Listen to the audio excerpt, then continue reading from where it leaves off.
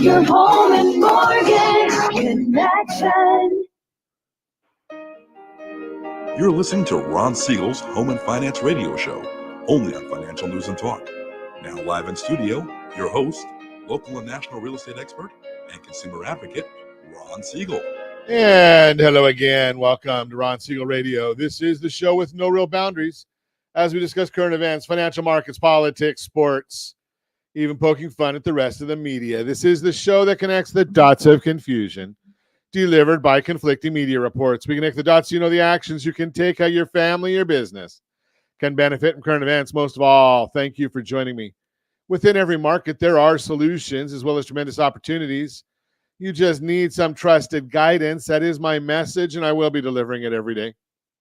We have a very focused show. We only chat about items that affect the roof over your head, your bank account, and anything I feel would benefit you. And let me remind you, if you ever have any home or finance-related questions, I am the consumer advocate looking out for you, and you can reach out to me directly, 800-306-1990, 800-306-1990, or RonSiegelRadio.com. Just remember, that's the number you call anytime for assistance. When you call that number, it comes directly to me first. There are operators standing by. Quiet, numbskulls, I'm broadcasting. Well, I do have a great team when it comes to developing a financing plan, a plan to save you money. I personally work with you, even if you don't have any needs today. Save this number in your phone for future reference. 800-306-1990, 800-306-1990. And yes, we're celebrating today. I don't know if we want to do this one or not, because this one could be a little, well, I guess we do controversial stuff on Ron Siegel Radio. Today's National Aviation Day. So would somebody please make sure the door's closed and attached? And, you know, it's kind of crazy when you think about how safe they talk about flying, yet mechanical troubles on one of President Trump's flights, mechanical problems on one of J.D. Vance's flights, and we've got astronauts stuck in space. I'm not sure that I want to get off the ground. I'm just throwing that out there. I guess maybe I could. National Potato Day. Now, you can tell Josh has little ones. Okay, he gets Mr. Potato Head. Of course it is. But national, that's a reference if you're watching us on RonSiegelRadio.tv, any of our socials, or the ABC News and Talk AM 1490 FM 98.1 video feed. So we got Mr. Potato Head on it. National Potato Day. You know, I didn't know I had to debate. I didn't know whether we should go with a question of, you know, what's your favorite kind of potato? Twice baked potato, French fries, mashed potatoes, with like scalloped potatoes. There's a lot of them, and there's not a whole lot of them that I don't like, but that's a whole different story. So, okay, what's your favorite potato? And today's also National Soft Ice Cream Day. Okay, now I don't know about this graphic, Josh. Blue ice cream? I haven't seen that one. Okay, I don't know where you go to even get that. I was at a conference a couple weeks ago, and believe it or not, I didn't even realize that they have them in California. But over in the Tustin Marketplace, there was a Dairy Queen. Now, is there any better place to get soft ice cream than Dairy Queen? I don't even know where you go to get soft ice cream. So our question of the day, I think we got a question of the day. Where do you go for the best soft serve ice cream? Now, I know that a lot of members of my family are going to come up and they're going to just throw it right out there. They're going to go to McDonald's. I can't say that one's a bad one, but where are you going for the best soft serve ice cream? McDonald's is probably the most convenient of all of them. Where do you go? What is your favorite flavor? Although, you know, I did, when my dad was alive, he used to like going to Wendy's. I don't know if that's called soft serve, those malts that they have. It's a Monday morning and I'm just drooling already. Okay, so let's move right along. Let's see what the markets are doing today. They just blocked my screen. Dow Jones Industrial Average is up 145 points. The S&P 500 is up 20. The NASDAQ is up 55.86. Oil down 73 cents a barrel. And the 10-year Treasury down 2.7 basis points, 3.858. Now, that Treasury is not going to be doing a whole heck of a lot just because, we're on watch. We're waiting. It's the end of summer. I know a lot of schools have gone back, but, historically, this week and next week, we're basically, all the traders, they're gone. At the end of summer, they're going into Labor Day, they're going into the long weekends. What does that mean for you? Why do I even bring that up? Well, when the traders are all gone, that means we're going to get a lot more volatility in the markets. And if you read our market commentary this morning, and yes, you can get it for free, rsrmarketminute.com, rsrmarketminute.com. We did note in there that we're waiting for the personal consumption expenditures. That's the Federal Reserve's favorite measure of inflation. We've got another employment report that's due out. And then we've got, the big one, all of these folks from the Federal Reserve. Yeah, my thoughts there. Such an idiot. Yeah. Okay. Idiot. So they're all going to Jackson Hole. They have this real high-end conference there. And every once in a while, we get policy changes that come from the Federal Reserve in some of their comments and their speeches when they're at this Jackson Hole meeting. Will we get any this time? Well, you can almost always count on us getting advance warning when they're doing these things. Where do we get the advance warning? Well, it comes from the Wall Street Journal's Nick Timiraos. Every Federal Reserve chairman has somebody that the market sees as the mole. And what do I mean by the mole? Well, the Federal Reserve doesn't like to spook the markets. They don't like to shock the markets. Markets hate uncertainty. And if the markets get a message that they aren't expecting from a major source, Federal Reserve or Department of Treasury, if the stock markets get any of those things and they get surprised, they can start reading into the messaging. So how does the Federal Reserve share data yet not surprise anybody? Well, there's always a mole. Nick Timiraos at the Wall Street Journal is the current mole. So if you see an article that comes out from Timiraos, you can almost guess that he's got information. He's relaying information that somehow the Federal Reserve wants to get out there, yet they don't want to be the direct source. So Timiraos is the one that has come out, and if you watched the last Federal Reserve meeting, almost before the meeting was over, I mean, the chairman probably hadn't even got out of the meeting rooms yet. Well, Timiraos had a clarification article posted on wallstreetjournal.com. So it's kind of the way things are. You just have to understand these things, and we do. So the markets are going to be kind of quiet. They're going to go on vacation the last couple of weeks. It's pretty common. They used to do this. Why did the Congress and the president always go on vacation for the month of August? Well, it all started out way, way back when they all wanted to get out of Washington, D.C. because it was too hot. They didn't have air conditioning at that point. For some reason, even though they've got the air conditioners now, they still think they need to be out of Washington, D.C., and we're not going to see a whole lot going on in D.C. anyway, because this week is the Democrat National Committee convention in Chicago. Hopefully, it will be a safe place, but we'll see what happens there. Chicago can be a pretty tough place, and they're already down about 1,200 law enforcement officers there. So we'll be watching that for you. We'll give you any reports that we have and any news that comes out from a financial standpoint. You are listening to Ron Siegel Radio, discussing your real estate, current events, and the financial markets. When we come back, we're going to talk. We've got a lot of items to talk to you about. One of them that I'm going to really get into today is understanding why you're seeing different numbers in mortgage rates. Why is it that you'll get a message that comes out and says, mortgage rates hit 6.5, or whatever Josh is going to tell me is the number from Friday when we come back. But why did the mortgage rates hit those numbers?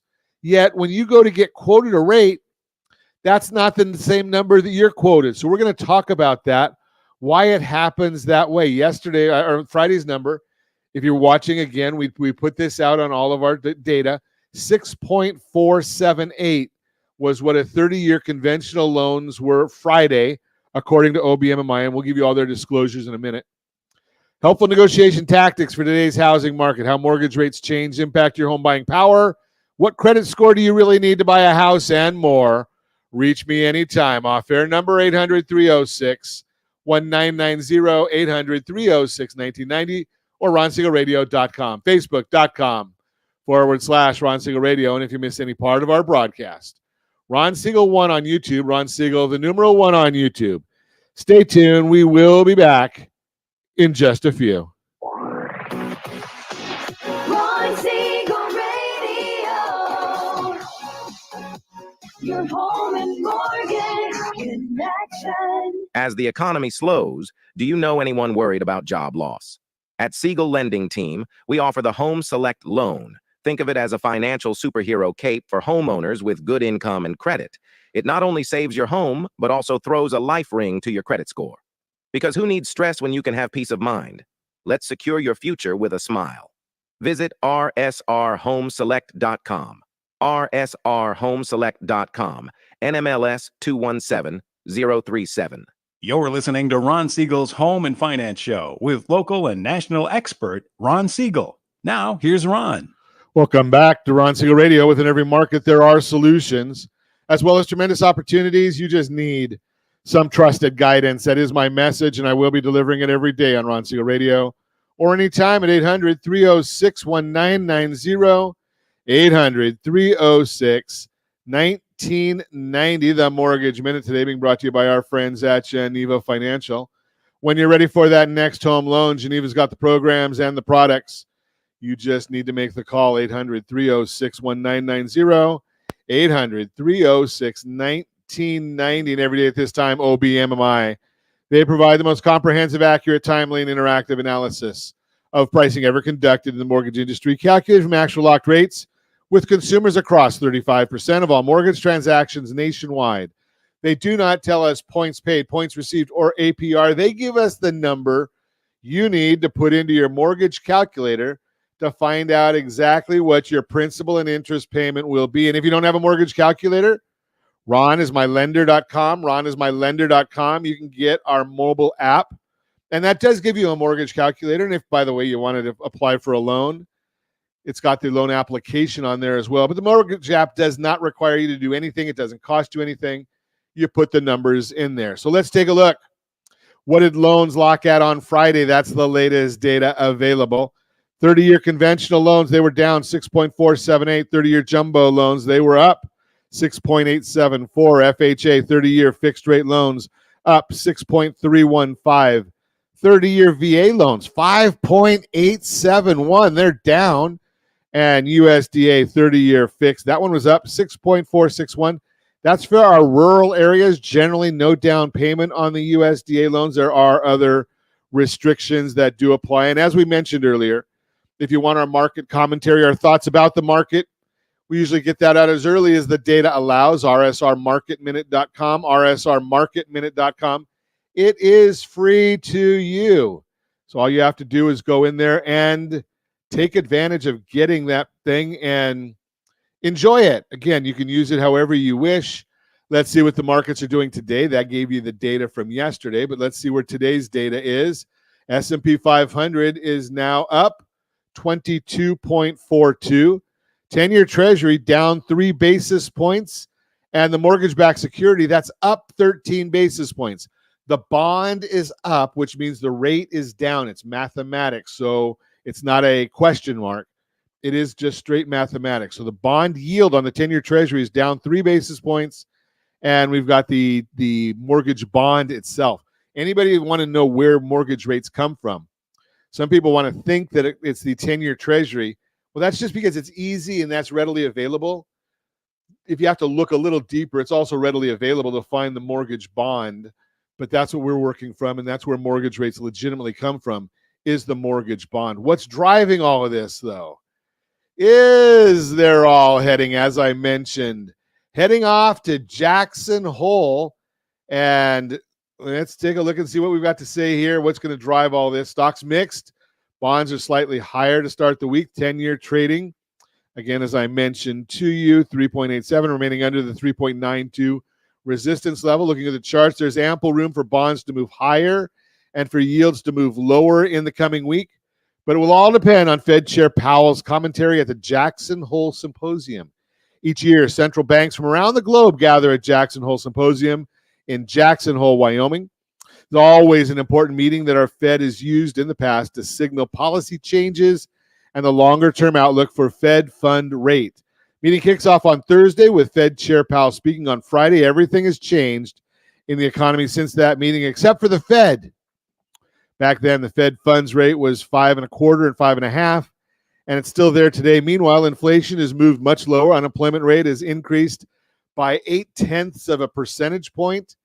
In 2023, core PCE 4.3%, core CPI 4.7%, unemployment rate 3.5%. Now at the meeting, 2024, core PCE 2.6%, core CPI 3.2%, and the unemployment rate is 4.3%.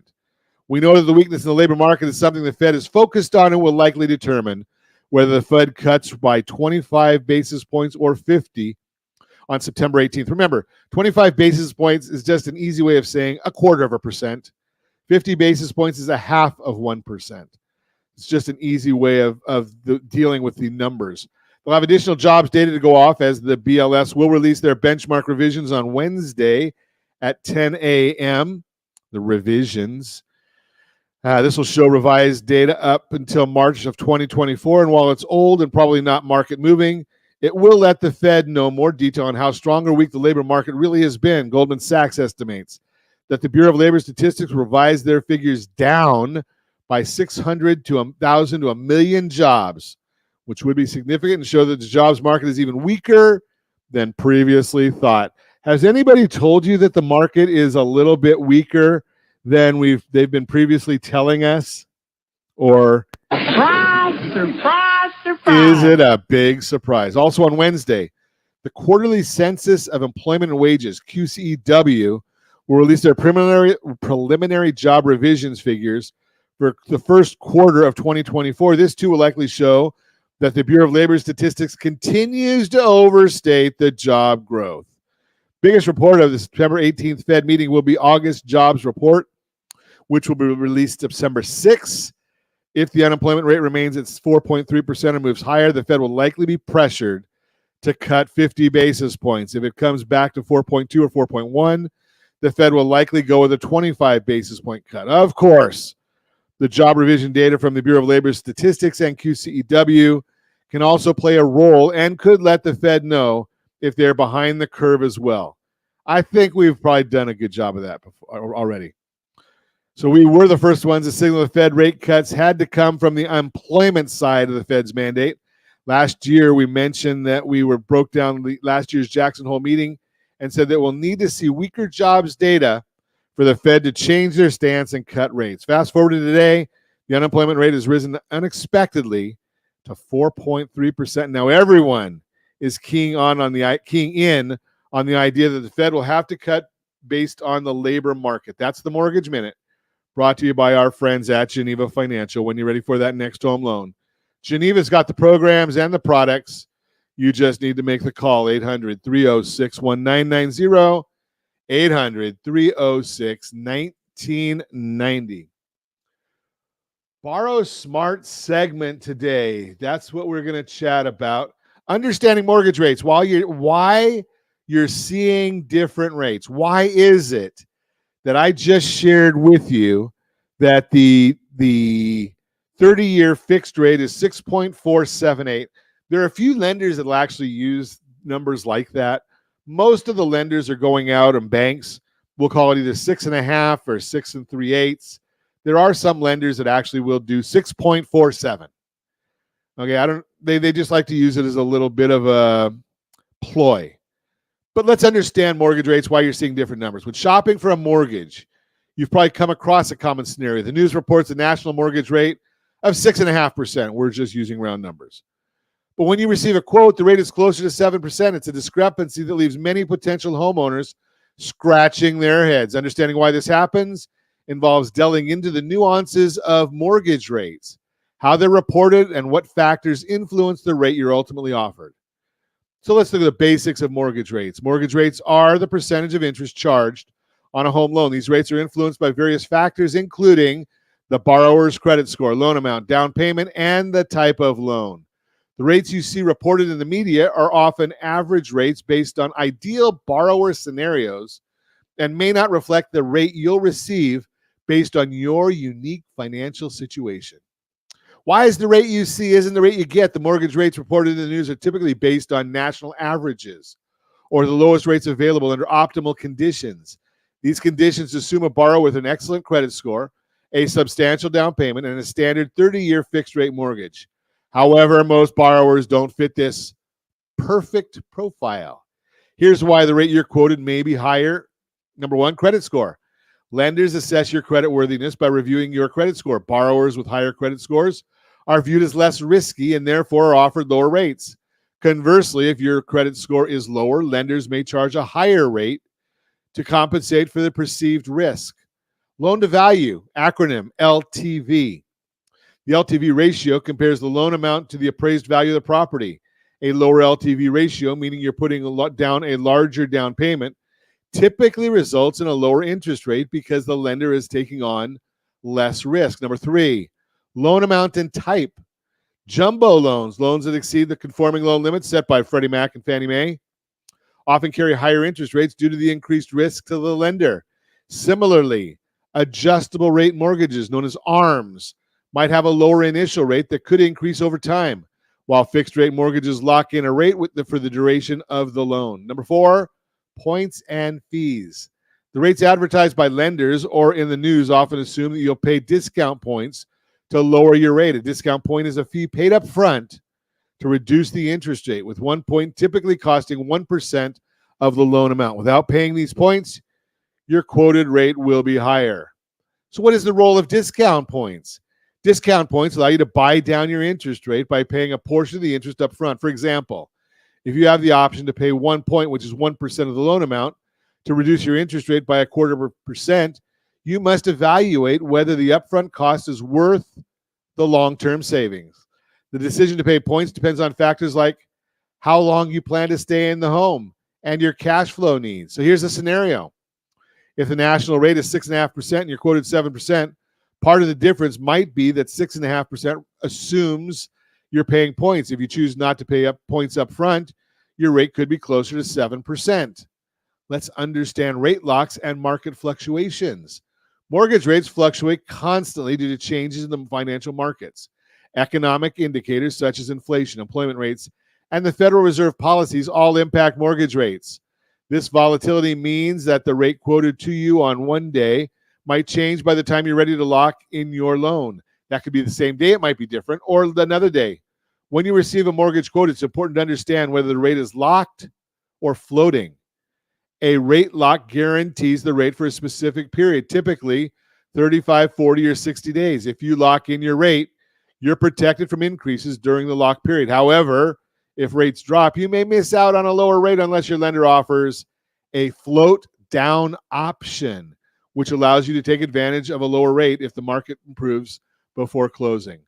Comparing quotes and the importance of APR. When comparing mortgage quotes, it's essential to look beyond the interest rate and consider the annual percentage rate known as the APR. The APR includes both interest rates and any points or fees, giving you a more accurate picture of the total cost of the loan over time. For example, two lenders might offer the same interest rate, but if one lender charges higher fees, the APR will be higher. The APR is a valuable tool when comparing loans because it reflects the true cost of borrowing, including all associated expenses. The impact of economic conditions. Economic conditions play a significant role in determining mortgage rates. For example, when the Federal Reserve raises interest rates to combat inflation, mortgage rates often rise in response. Conversely, during economic downturns, the Fed may lower rates to stimulate borrowing, leading to lower mortgage rates. The Federal Reserve does not control mortgage rates, but they help with the conditions. It's also important to consider the broader economic outlook when deciding on a mortgage. If experts predict that rates will rise in the future, locking in a new rate now might be beneficial. On the other hand, if rates are expected to drop, you might consider an adjustable rate mortgage or plan to refinance later. How lenders tailor rates to your financial picture? When you apply for a mortgage, Lenders assess your financial situation to determine the appropriate interest rate. These assessments include reviewing your credit history, income, debts, and assets. Lenders use this information to gauge your ability to repay the loan and to set a rate that reflects the level of risk they're taking on. Another example, a borrower with a stable job, low debt-to-income ratio, solid savings accounts likely to receive a lower interest rate than someone with fluctuating income and a higher debt levels. Lenders also consider the type of property being financed. Primary residences typically qualify for lower rates than investment properties or second homes, as lenders view owner-occupied homes as less risky. Refinancing, planning for the future, one strategy that many borrowers overlook is the potential to refinance their mortgage in the future. If you're concerned about being quoted a higher rate today, it's worth considering whether refinancing might be an option down the line. For instance, if rates are projected to drop in the next 12 to 24 months, you might opt for a mortgage that minimizes upfront costs, knowing your plan to refinance when rates decrease. Some lenders will offer no-cost refinancing options, which allow you to refinance without paying new closing costs, making it easier to take advantage of lower rates in the future. Again, working with a mortgage professional, navigating the complexities of mortgage rates can be overwhelming, which is why it's crucial to work with a knowledgeable mortgage professional. They can provide personal advice based on your financial situation, helping you understand the full picture, not just the rate.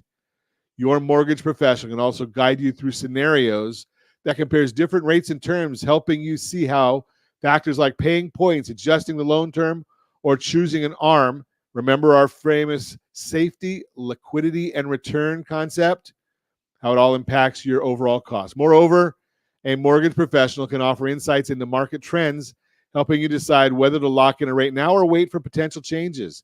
Their expertise ensures that you're not just getting a good rate, but the right rate for your unique situation and circumstances.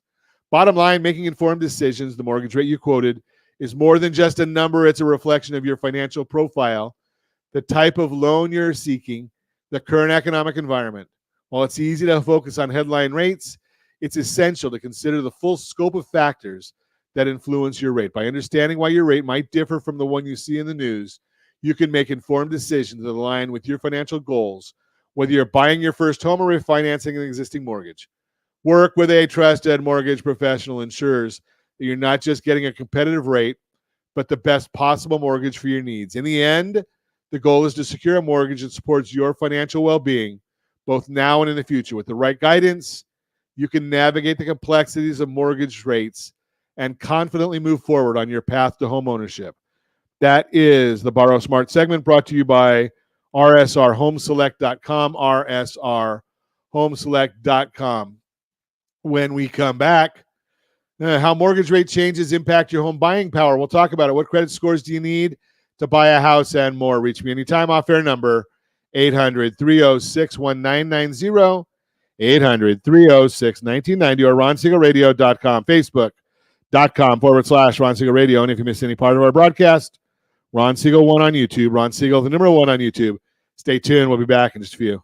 Ron Siegel Radio, your home and mortgage connection. Confused about the home buying process? Or curious how much you really know about buying a home? Take the First Home IQ quiz to test your understanding of buying a home. Created by the nonprofit First Home IQ, this 5-minute quiz will give you a score, what you missed, and why. Take the quiz in 5 minutes at rsrlinks.com/FHIQ and find out what you need to know about buying your first home. That's rsrlinks.com/FHIQ. You're listening to Ron Siegel's Home and Finance Show with local and national expert Ron Siegel. Now, here's Ron. Welcome back to Ron Siegel Radio. Within every market, there are solutions as well as tremendous opportunities. You just need some trusted guidance. That is my message, and I will be delivering it every day on Ron Siegel Radio or anytime at 800-306-1990, 800-306-1990. The real-time real estate segment today being brought to you by rsrmoney.com, rsrmoney.com. How mortgage rate changes impact your home buying power is our subject. If you think about buying or selling a home, you've probably got mortgage rates on your mind. That's because you've likely heard that mortgage rates impact how much you can afford in your monthly mortgage payment, and you want to factor that into your planning. Here's what you need to know. What's happening with mortgage rates? Mortgage rates have been trending down recently. While that's good news for your home buying plans, it's important to know that rates can be unpredictable because they're affected by many factors. Things like the economy, job market, inflation, and decisions made by the Federal Reserve all play a part. So, even as rates go down, they can still bounce around a bit based on new economic data. As Odetta Cushy, Deputy Chief Economist of First American, says, quote, the ongoing deceleration in inflation, coupled with the Federal Reserve's recent indication of potential rate cuts in 2024, suggests an environment supportive of modest declines in mortgage rates. Barring any unforeseen circumstances and resurgence in inflation, lower mortgage rates could be on the horizon, but the journey towards them might be slow and bumpy, unquote. How do these changes affect you? When mortgage rates change, it affects how much you pay each month. Rate change can make a big difference to your monthly bill. Take a look at the chart that we're showing you. If you're watching us on RonSiegelRadio.tv, any of our socials, ABC, News and Talk, AM 1490 or FM 98.1 video feeds, you're seeing how different mortgage rates impact your house payment each month for various loan amounts. Imagine you can afford a monthly payment of $2,600 for your home loan. The green part in the chart shows the payment range or lower based on varying mortgage rates. Again, all you have to do is look at that chart. You'll be able to see the numbers, and you'll see that for that, what did I say, $2,600 payment, well, at 5.75, you're looking at $440,000 in purchasing power, but at 7.5, you're looking at $360,000 in purchasing power. See how that changes? Big difference. How can you keep track of the latest run rates? Well, real estate agents have the expertise to help you understand what's happening and what it means for you. You can get the rates, or you can take a look on what your purchasing power is. Just get the mortgage calculator. RonIsMyLender.com. RonIsMyLender.com. You get that mortgage calculator for free.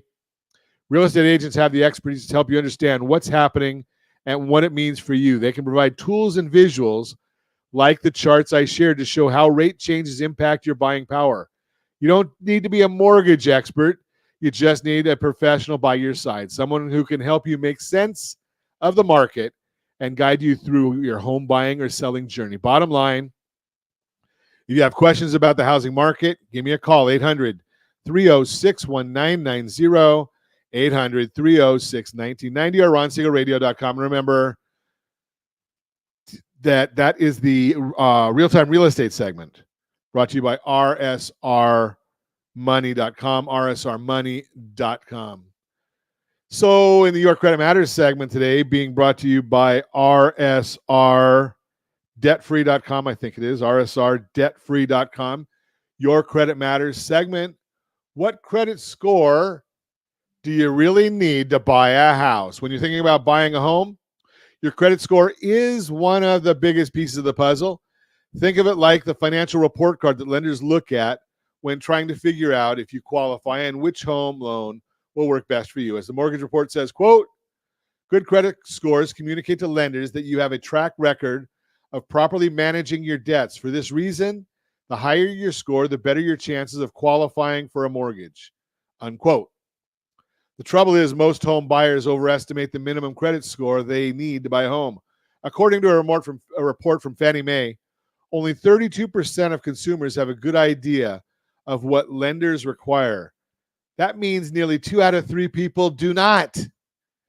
So here's a general ballpark to give you a rough idea. According to Experian, quote, the minimum credit score needed to buy a house can range from 500 to 700, but will ultimately depend on the type of mortgage loan you're applying for and your lender. Most lenders require a minimum score of 620 to buy a house with conventional mortgage, unquote. 580 for FHA is something you can generally look at. Again, there are different guidelines, but there are overlays is what the lenders will actually use. Basically, it varies. So even if your credit report is not perfect, there are still options out there. FICO explains, quote, while many lenders use credit scores like FICO scores to help them make lending decisions, each lender has its own strategy, including the level of risk it finds acceptable. There is no single cutoff score used by all lenders, and there are many additional factors that lenders may use, unquote. If you want to get your true FICO score, go to cleanall3.com, cleanall3.com. And if your credit score needs a little TLC, don't worry. Experience says there are some easy steps you can take to give it a boost. Include, number one, pay your bills on time. Check out our video that we've done on this, rsrccpayment.com, rsrccpayment.com. Lenders want to see that you can reliably pay your bills on time. This includes everything from credit cards, utilities, and cell phone bills. Consistently, on-time payments show you're a responsible borrower. Number two, pay off outstanding debt. Paying down what you owe can help lower your overall debt and make you less of a risk to lenders. Plus, it improves your credit utilization ratio, how much credit you're using compared to your total limit. A lower ratio means you're more reliable to lenders. Number three, don't apply for too much credit. While it might be tempting to open more credit cards to build your score, it's best to hold off. Too many new credit card applications can lead to hard inquiries on your credit report, which can temporarily lower your score. Bottom line, your credit score is crucial when buying a home. And if your score is, even if your score isn't perfect, there are still pathways to home ownership. Give us a call at 800-306-1990, 800-306-1990. We are always ready and willing to help put you on a game plan to get those scores corrected. That is the Your Credit Matters segment brought to you by rsrdebtfree.com, rsrdebtfree.com. And remember, our friends over at Blue Water Credit are more than willing to help you get those credit scores improved if it's necessary. And you can go to know what your scores are. Don't remember, the scores that you see in most places are not true FICO scores. Credit Karma, Credit Sesame, Experian, when you get one from your banks, more often than not, those are not FICO scores. Those are credit scores. Vantage scores. Experian will put out a score, but it's not a FICO score or it's not a mortgage FICO score. You got to go to places like cleanall3.com, myfico.com. Those are the sources. I like cleanall3.com. And monitor your credit. I do. I get a notice probably every day at least about changes to my credit score, my credit report. Now, in full disclosure, I will let my score go down and my score go up, knowing when I need to use it, just so I can see what some of the effects of doing certain things will have on the score so that I can report them to you, because FICO doesn't tell everybody exactly what the numbers are. But I will tell you, everybody should be going and reviewing rsrccpayment.com, rsrccpayment.com, so you can get a good handle on how to pay your score, your credit card bills the right way for FICO scoring purposes to maximize that FICO score. rsrccpayment.com.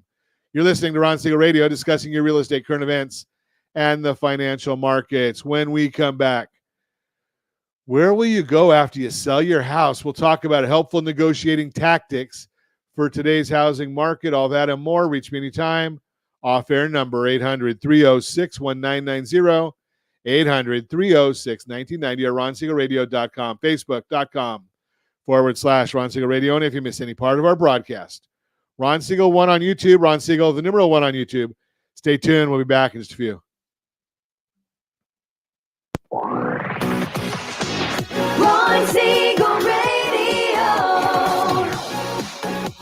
your home and mortgage connection.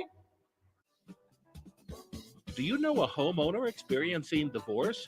Do you know a real estate reference and the divorce decree could cost tens of thousands of dollars? A certified divorce mortgage planning and real estate report could save you thousands of dollars, and it's free from your local certified divorce lending professional. Reach out to Ron today. RonIsMyLender.com. Again, ronismylender.com. Licensed under NMLS 217037, Equal Housing Lender.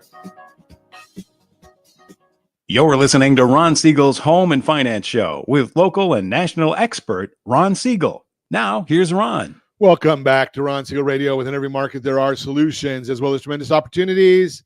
You just need some trusted guidance. That is my message, and I will be delivering it every day on Ron Siegel Radio or anytime at 800-306-1990, 800-306-1990, real-time real estate segment brought to you by rsrmoney.com, rsrmoney.com. Where will you go? I'm sorry, I wanted to do this one for helpful negotiating tactics for today's housing market.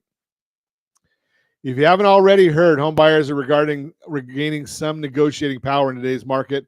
And while it doesn't make this a buyer's market, it does mean buyers may be able to ask for a little more.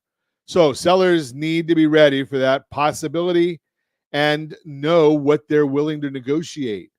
Whether you're looking to buy or sell a house, here's a quick rundown of potential negotiations that may pop up during your transaction. That way, you're prepared no matter which side of the deal you're on. What can you negotiate? Most things in a home purchase are on the negotiation table. Here's a list of just a few of those options according to Kiplinger and Lending Tree. And again, if you're watching us on ronsiegelradio.tv, any of our socials, or ABC News and Talk, AM 1490, FM 98.1 video feed, you're seeing things you can negotiate during a home sale. Sale price. Most obvious is the price of the home, and that lever is being pulled more often today. Buyers don't want to overpay when affordability is already so tight, and sellers who aren't realistic about their asking price may have to consider adjusting their price. Home repairs based on, hey, don't forget, if your sales price, rsrlinks.com/salesmax, rsrlinks.com/salesmax. Make sure you're looking at that, rsrlinks.com/salesmax. Home repairs based on inspection. A buyer is within their rights to ask the seller to make reasonable repairs. If the seller doesn't want to do that, they could offer to reduce the home price or cover some closing costs so the buyer has the money to take them on themselves. Fixtures. Buyers can also ask for appliances or furniture to convey when the house changes hands. Having the seller throw in the washer and dryer cuts down on expenses the buyer would have when is moving in. As the seller, you could leave your existing ones behind to sweeten the deal for your buyer and get yourself new ones for your next place. Closing costs typically run about 2 to 5% of the home purchase price. Buyers can ask the seller to pay for some or all of these expenses to offset the cash the buyer has to bring to the table. Home warranties. Buyers can also ask the seller to pay for a home warranty. This is great for buyers worried about the maintenance costs that may pop up after taking possession of the home. And since this concession usually isn't terribly expensive for the seller, it can be a good option for both parties. The closing date. Buyers can ask for a faster or extended closing window based on their own timetable. The seller can also advocate for what they need based on their move to the right to the compromise. One thing is true, whether you're a buyer or a seller, that's how much your agent can help with thought out. Where's my thinking today? That's how much your agent can help throughout the process. Your agent is your go-to for any back and forth. They'll handle the conversations and advocate for your best interests along the way. As Bankrate says, quote, agents have expert negotiating skills. Without one, you must negotiate the terms of the contract on your own, unquote. They may also be able to uncover what the buyer or seller is looking for in their discussions with the other agent, and that insight can be really valuable at the negotiating table. This is why I always suggest, don't use the same agent for both buyer and seller. You know, if you were going through a divorce, you probably wouldn't want to use the same divorce attorney, would you? Just thinking.